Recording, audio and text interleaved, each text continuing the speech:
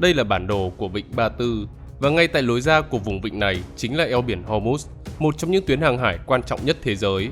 Nếu thường xuyên theo dõi tin tức quốc tế, có lẽ các bạn đã nhận ra rằng khu vực này đang nóng hơn bao giờ hết.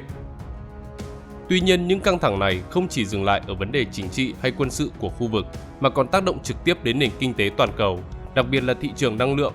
Lý do nằm ở một điểm nóng địa chiến lược cực kỳ quan trọng, đó là eo biển Hormuz, một tuyến đường biển hẹp nối vịnh Ba Tư về Ấn Độ Dương. Nhiều chuyên gia còn gọi nơi đây là yết hầu của dòng chảy dầu mỏ toàn cầu, bởi vì mỗi ngày có khoảng 20% lượng dầu toàn cầu được vận chuyển qua khu vực này. Chỉ cần tuyến đường này gặp trục trặc thì việc vận chuyển dầu sẽ bị ảnh hưởng ngay lập tức. Và trong suốt những ngày qua, chiến sự giữa Mỹ và Israel với Iran đã khiến cho hàng trăm tàu chở dầu đã bị mắc kẹt tại hai phía của eo biển, làm cho hoạt động vận tải biển bị đình trệ nghiêm trọng. Việc nguồn cung dầu toàn cầu giảm mạnh đã tạo ra một cú sốc lớn đối với nền kinh tế thế giới, vốn phụ thuộc rất nhiều vào nguồn năng lượng từ vịnh Ba Tư. Nhưng câu chuyện không chỉ đơn giản là vận chuyển dầu. Thực tế xung quanh vịnh Ba Tư là hàng loạt các quốc gia giàu tài nguyên dầu khí. Chính vì vậy, việc phân chia vùng biển, kiểm soát các tuyến hàng hải chiến lược và đặc biệt là kiểm soát eo biển Hormuz luôn là một vấn đề gây tranh cãi trong quan hệ quốc tế suốt nhiều thập kỷ qua. Vậy vịnh Ba Tư thực chất được phân chia như thế nào? Những quốc gia nào đang kiểm soát các vùng biển quan trọng trong khu vực? Và quan trọng nhất, ai thực sự sở hữu eo biển Hormuz, tuyến đường được xem là huyết mạch của dầu mỏ thế giới? Hãy cùng chúng mình tìm hiểu trong video ngày hôm nay nha!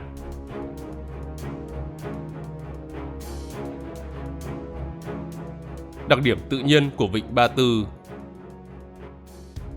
Nhìn trên bản đồ thì đây là một vùng biển khép kín tương đối nhỏ nằm tại Tây Á.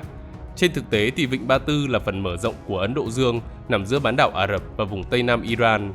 Nó được bao bọc lần lượt bởi các quốc gia là Kuwait, Iraq, Iran, Oman, các tiểu vương quốc Ả Rập Thống Nhất, Qatar, Bahrain và Ả Rập Saudi.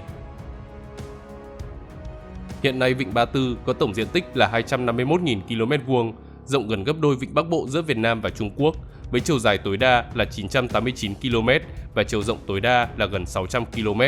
Còn nơi hẹp nhất chỉ vào khoảng 56 km ở eo biển Hormuz, vốn là cửa thông của vịnh ra đại dương. Ngoài ra thì đây còn là vùng nước rất nông, với độ sâu tối đa là 90 m và độ sâu trung bình là 50 m.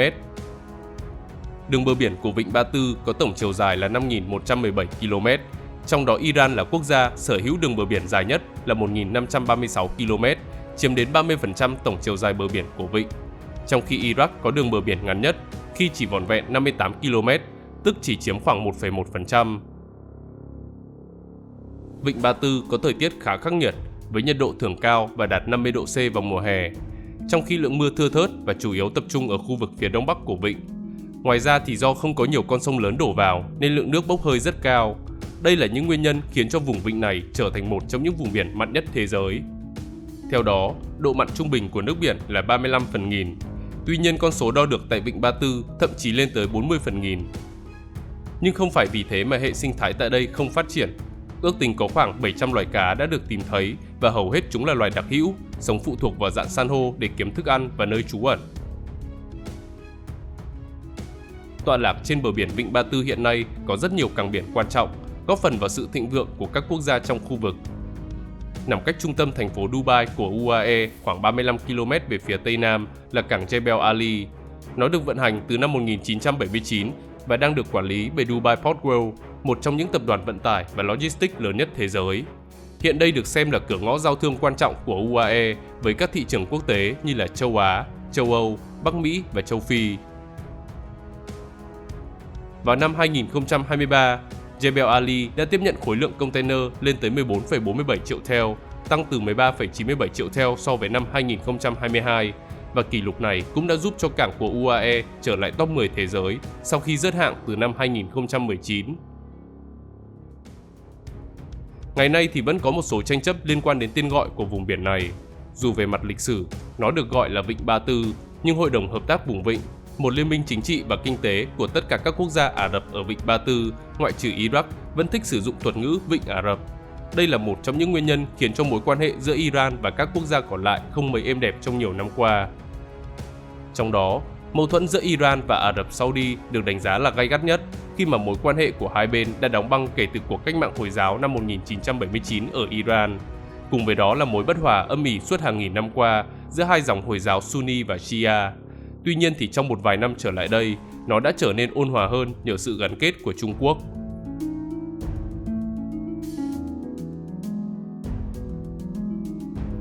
Vùng biển huyết mạch của thế giới.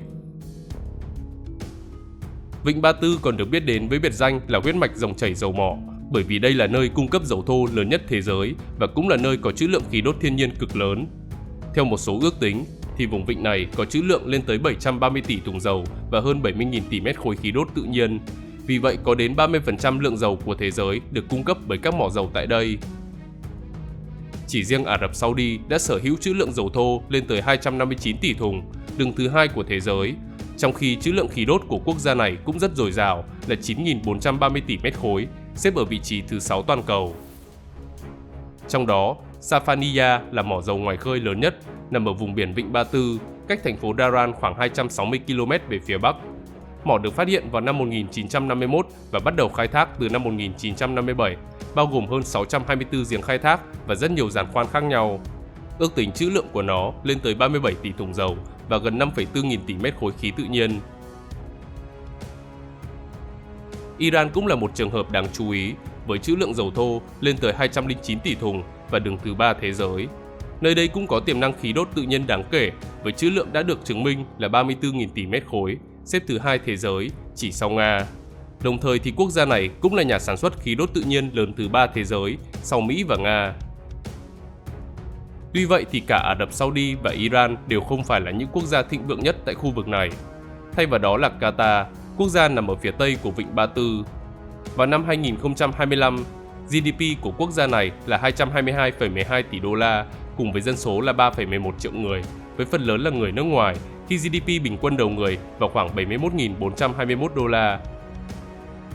Trong khi Iran, với dân số lên tới 87,5 triệu người, lại bị sa lầy trong các cuộc chiến tranh, cùng với các lệnh cấm vận quốc tế, nên chỉ có GDP bình quân đầu người là 4.074 đô la và tổng GDP năm 2025 là 356,51 tỷ đô la. Đây cũng là quốc gia nghèo nhất trong vùng Vịnh Ba Tư hiện nay. Tuy nhiên thì nước này vẫn đang xây dựng được một nền công nghiệp tương đối tự chủ trong nhiều lĩnh vực quan trọng, đặc biệt là ở năng lượng, khai khoáng, công nghiệp nặng, ô tô và quốc phòng, cho dù công nghệ và hiệu suất sản xuất vẫn chưa đạt được mức của các nền công nghiệp phát triển. Hiện nay thì mỏ khí đốt ngoài khơi lớn nhất thế giới có tên là South Pars hay là North Dome cũng nằm trong Vịnh Ba Tư. Nó được phát hiện lần đầu tiên vào năm 1971 với quyền sở hữu mỏ được chia sẻ giữa Iran và Qatar. Mỏ khí đốt này bao phủ một diện tích 9.700 km2, trong đó 3.700 km2 nằm trong vùng biển lãnh thổ của Iran và 6.000 km2 nằm trong vùng biển lãnh thổ của Qatar. Ước tính, nó có trữ lượng khí đốt tự nhiên khổng lồ lên tới 51.000 tỷ mét khối, còn khí ngưng tụ vào khoảng 7,9 tỷ mét khối.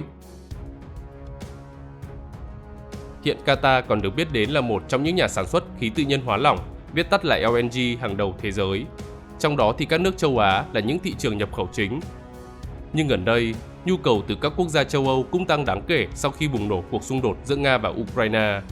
Với hàng loạt các thỏa thuận cung ứng khí đốt dài hạn đã được ký kết, Tập đoàn Năng lượng Quốc gia Qatar Energy đã thông báo kế hoạch tăng sản lượng khai thác LNG thêm 16 triệu tấn trên một năm, qua đó nâng tổng sản lượng LNG của quốc gia vùng vịnh này lên 142 triệu tấn trên một năm. Theo ông Saad Al-Kaabi, Bộ trưởng Năng lượng kiêm Giám đốc điều hành của tập đoàn này, thì với kế hoạch trên, tổng sản lượng khai thác của mỏ khí North Dome sẽ tăng 85%, từ mức 77 triệu tấn trên một năm hiện nay lên 142 triệu tấn một năm vào năm 2030. Không chỉ dồi dào về tài nguyên thiên nhiên và tiềm năng phát triển du lịch tại Vịnh Ba Tư cũng rất đáng kể. Trong đó không thể bỏ qua đảo Kems của Iran. Đây là hòn đảo lớn nhất trong vùng vịnh với diện tích 1.491 km2 và đang được ưu tiên phát triển du lịch sinh thái. Ngoài ra còn có quần đảo Thế Giới. Đây là một quần đảo nhân tạo nằm trong vùng biển của Vịnh Ba Tư ở ngoài khơi Dubai. Nó bao gồm 300 hòn đảo nhỏ được thiết kế theo hình bản đồ thế giới. Sau nhiều năm xây dựng thì hiện nay quần đảo Thế Giới đã hình thành với 7 nhóm đảo đại diện cho các châu lục là châu Âu, châu Phi, châu Á, Bắc Mỹ, Nam Cực và châu Đại Dương.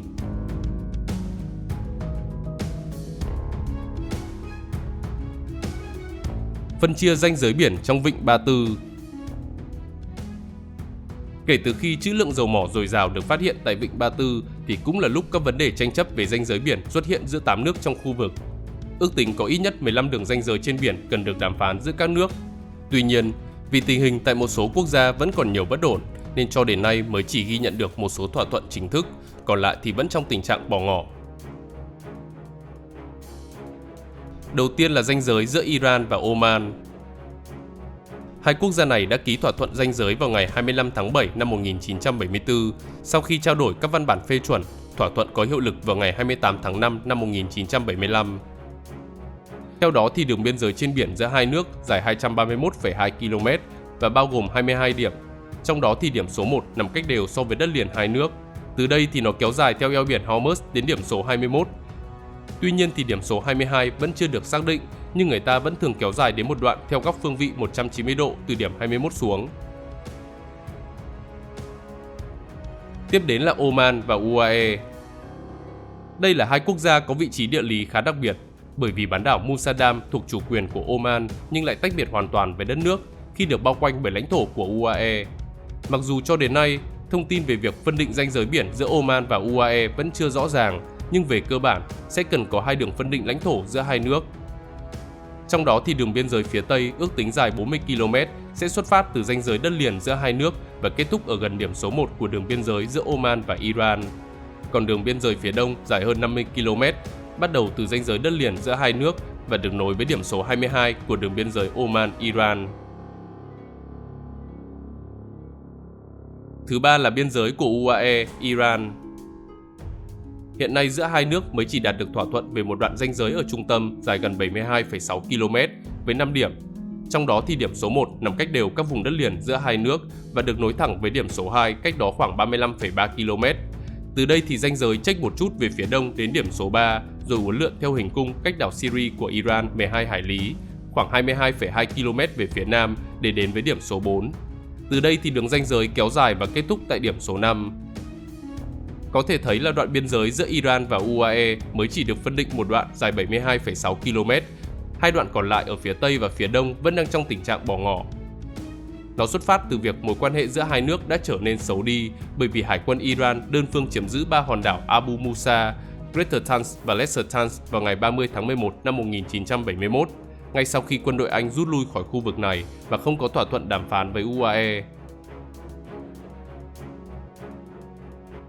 Tiếp đến là UAE và Qatar. Chính phủ hai nước đã ký một thỏa thuận vào ngày 20 tháng 3 năm 1969. Thỏa thuận này có hiệu lực từ ngày đã ký, đã hoàn thành 3 mục tiêu. Đó là giải quyết chủ quyền đối với một số hòn đảo, thiết lập ranh giới biển và thống nhất chia đều lợi nhuận của mỏ dầu Al Bandak cho hai nước. Theo đó thì hai nước đã thống nhất những điều sau. Đảo Dayina là một phần lãnh thổ của UAE. Cả hai đảo là Al Asad và Sura Awa đều thuộc về Qatar. Tổng chiều dài của đường biên giới hai nước là 212,9 km, trong đó thì điểm số 1 chính là điểm giao giữa ba nước là Iran, Qatar và UAE. Từ đây thì nó sẽ kéo dài về phía Tây Nam tới khoảng 64,8 km tới điểm số 2. Đây cũng chính là vị trí của mỏ dầu Al Bandak. Giữa các vị trí số 2 và số 3, ranh giới sẽ cong quanh đảo Dayina. Mặc dù không được nêu cụ thể trong thỏa thuận, nhưng một số ý kiến cho rằng khoảng cách đó chỉ là 3 hải lý, tức là 5,5 km. Từ điểm số 3 thì ranh giới sẽ kết thúc tại điểm số 4. Thứ năm là biên giới giữa Qatar và Ả Rập Saudi. Hiện nay thì Qatar và Ả Rập Saudi chia sẻ hai ranh giới trên biển, nối liền hai ranh giới này là một đường ranh giới trên bộ. Trong đó thì ranh giới phía Tây được thiết lập lần đầu tiên vào năm 1965. Nó có tổng chiều dài ước tính gần 85 km, bao gồm 19 điểm. Trong đó thì điểm số 1 xuất phát từ ranh giới đất liền của hai nước, sau đó thì nó đi theo đường trung tuyến về phía Bắc tới điểm số 19. Còn ranh giới phía Đông thì mới chỉ được thiết lập vào năm 2008. Nó có hình dạng gần giống với đường biên giới của Qatar, UAE, bắt đầu từ ranh giới trên đất liền giữa hai nước và kéo dài đến đường biên giới giữa Qatar và Iran. Ả Rập Saudi và UAE. Mặc dù đường phân giới này vẫn chưa được phân định, nhưng ước tính nó sẽ có chiều dài hơn 50 km. Nó sẽ bắt đầu từ điểm ranh giới trên đất liền của hai nước, sau đó tiếp tục kéo thẳng, vòng qua đảo Gaga thuộc quyền sở hữu của UAE và kết thúc gần điểm số 4 của đường ranh giới giữa Qatar và Ả Rập Saudi. Bahrain và Qatar. Sự bất đồng giữa Qatar và Bahrain bắt nguồn từ năm 1935 khi mà Bahrain tuyên bố yêu sách đối với một số hòn đảo mà Qatar tin rằng thuộc về mình. căng thẳng leo thang không thể giải quyết sau đó đã buộc hai nước này phải nhờ đến sự can thiệp của Tòa án Công lý Quốc tế vào năm 1991. Cuối cùng thì Tòa án Công lý Quốc tế đã công bố phán quyết chính thức vào 10 năm sau, qua đó giải quyết các tranh chấp chủ quyền đối với một số hòn đảo nằm giữa hai nước, Zubarah, đảo Janan và bãi cạn Fas Adiba của Qatar, trong khi quần đảo Hawa và đảo Kiat Jarada thuộc về Bahrain. Bên cạnh đó, đường ranh giới biển giữa hai nước cũng được phân định bao gồm 42 điểm. Điểm số 1 bắt đầu tại khu vực gần điểm số 1 của đường biên giới giữa biển Ả Rập Saudi và Bahrain. Sau đó thì nó sẽ vòng qua một số đảo của hai nước rồi kéo thẳng đến điểm số 42 trùng với giao điểm giữa ba nước là Iran, Bahrain và Qatar. Tiếp đến là Qatar và Iran. Qatar và Iran đã ký một thỏa thuận biên giới vào ngày 20 tháng 9 năm 1969 và có hiệu lực vào ngày 10 tháng 5 năm 1970. Đường biên giới dài khoảng 242,6 km, bao gồm 6 điểm, trong đó thì điểm số 1 cũng trùng với điểm số 1 của đường biên giới Iran-Bahrain. Từ đây thì nó tiếp tục chạy theo hướng Tây Bắc Đông Nam và kết thúc tại điểm số 6, trùng với điểm giao giữa ba nước là Iran, Qatar và UAE.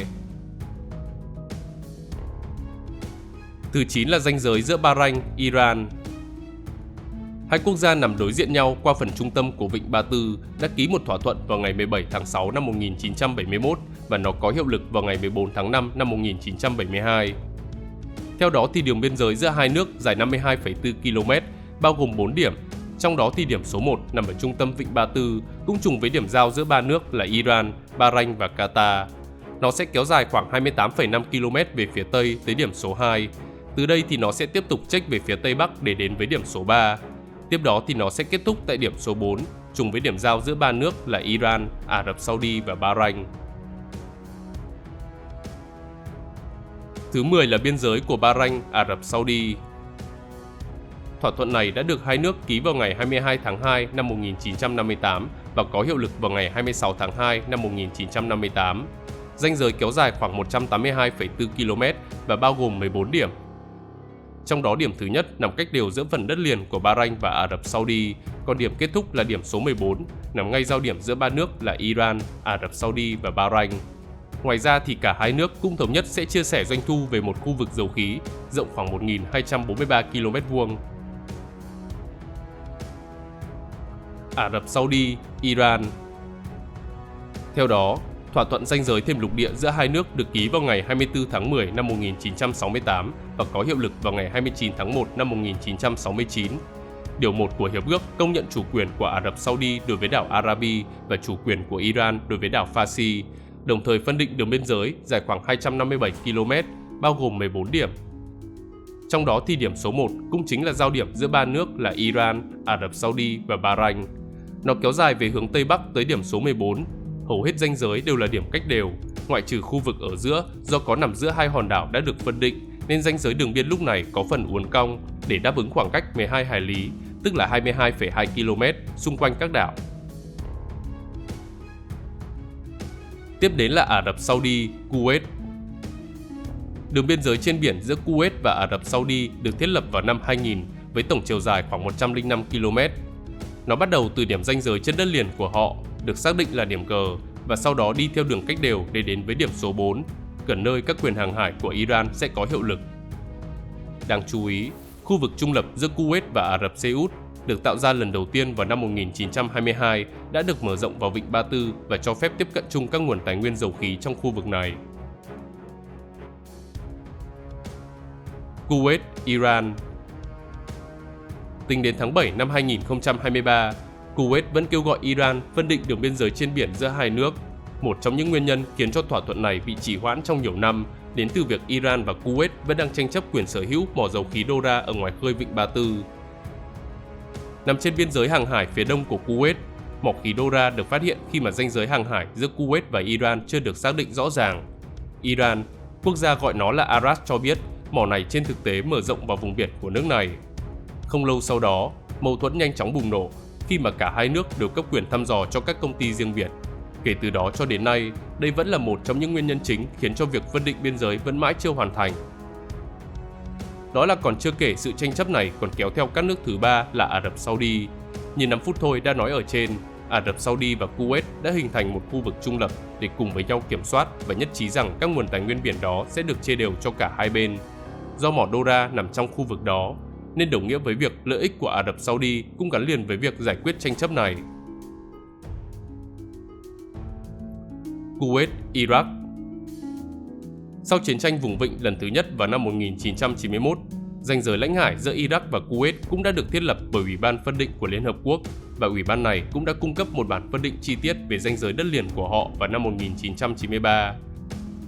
Ngoài ra thì họ cũng đã xác định rằng Kuwait có chủ quyền đối với các đảo Waba và Bubiyan, đồng thời thì xác định ranh giới biển của họ.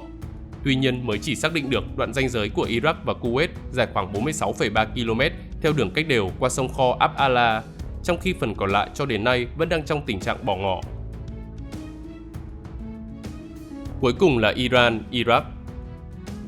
Giả sử đường ranh giới là những đoạn cách đều thì nó sẽ dài khoảng 84 km, tương đương với 45,5 hải lý. Mặc dù vẫn chưa được phân định, nhưng cả hai có thể dùng điểm số 1 tính từ cửa sông Shatt al-Arab. Đây vốn là con sông tạo thành ranh giới giữa Iran và Iraq trước khi chảy vào vịnh Ba Tư. Từ đây thì nó sẽ tiếp tục được kéo dài đến điểm cuối, trùng với điểm giao giữa Iran, Iraq và Kuwait. Tuy nhiên thì cho đến nay, điểm này vẫn chưa được xác định.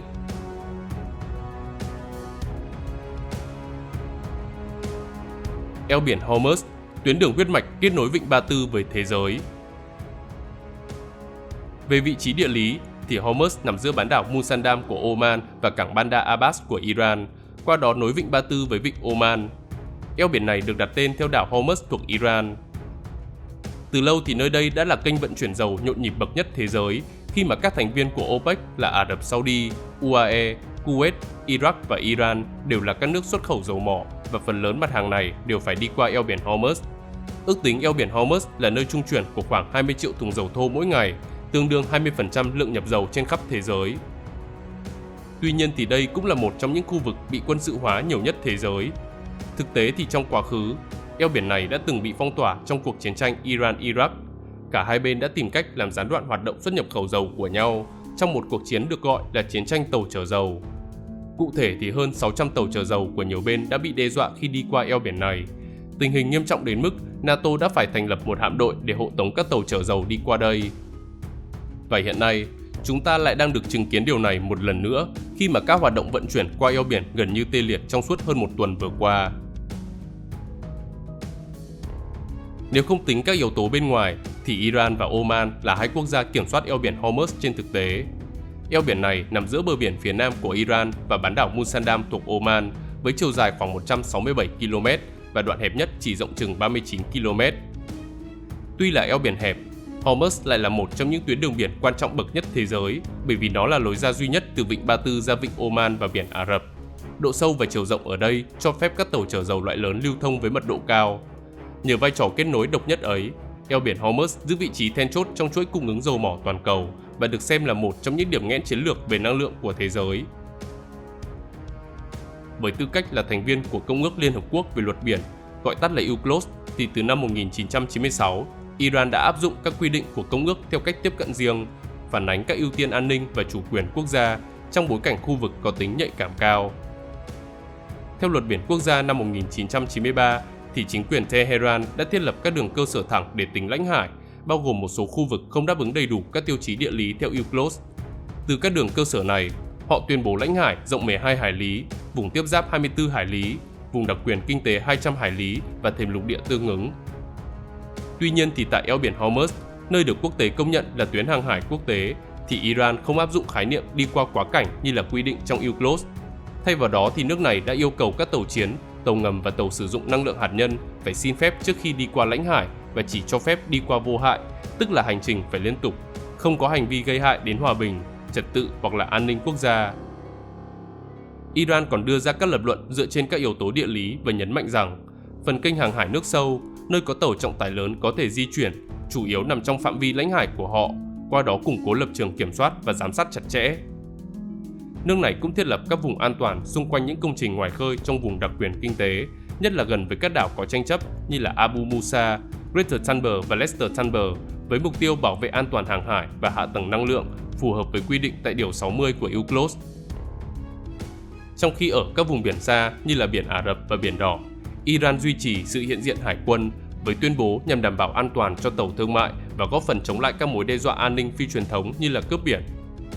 Chính quyền Tehran cũng nhiều lần bày tỏ quan điểm phản đối sự hiện diện quân sự lâu dài của các lực lượng ngoài khu vực, đồng thời cho rằng chỉ các quốc gia phê chuẩn UNCLOS mới được hưởng đầy đủ các quyền đi lại quy định trong công ước, từ đó đặt ra giới hạn áp dụng đối với những nước chưa phê chuẩn, điển hình là Mỹ. Song song với đó, do tính chất phức tạp về địa hình, đặc biệt là vùng biển Oman có nhiều đá ngầm, mật độ tàu thuyền đông đúc cùng với tầm quan trọng chiến lược của eo biển Hormuz, nên hệ thống phân luồng giao thông đã được thiết lập và do Tổ chức Hàng hải Quốc tế thuộc Liên Hợp Quốc quản lý nhằm đảm bảo trật tự và an toàn hàng hải. Cụ thể hơn, nó bao gồm 2 tuyến đường riêng biệt, mỗi tuyến rộng khoảng 2 hải lý, tương đương với 3,7 km, dành cho tàu di chuyển theo hai chiều vào và ra. Chúng được ngăn cách bởi một vùng đệm rộng 2 hải lý để tránh nguy cơ va chạm. Tại điểm hẹp nhất của eo biển Hormuz, cả luồng tàu đi vào hướng Bắc và luồng tàu đi ra hướng Nam đều nằm hoàn toàn trong vùng lãnh hải của Oman. Nhưng trên thực tế, trước khi tiếp cận khu vực ấy và sau khi vượt qua nó, phần lớn các tàu, đặc biệt là tàu chở dầu thô và khí hóa lỏng tự nhiên, vẫn chọn bám sát vùng biển của Iran do độ sâu thuận lợi và tuyến đường di chuyển ngắn hơn. Vì thế, dù Oman kiểm soát đoạn eo biển hẹp nhất, nhưng vai trò của Iran vẫn cực kỳ quan trọng. Và trên đây là toàn cảnh về Vịnh Ba Tư cũng như những diễn biến xoay quanh vùng biển này. Xin chào và hẹn gặp lại các bạn trong những video tiếp theo.